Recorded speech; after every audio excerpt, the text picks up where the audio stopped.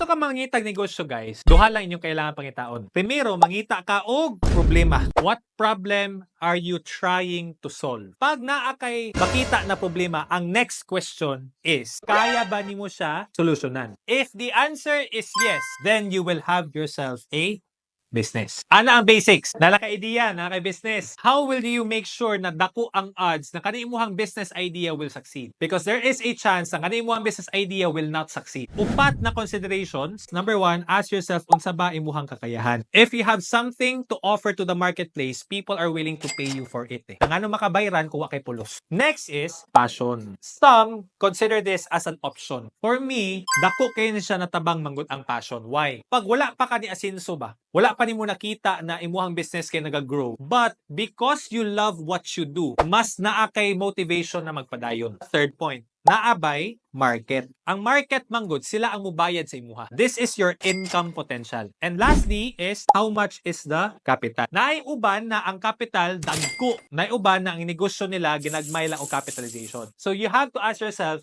kani imuhang idea ba naa ba kay kakayahan? Ganahan ba kaana? Naa ba'y market or income potential, and pila ba ang capitalization? And it is very subjective to every single individual.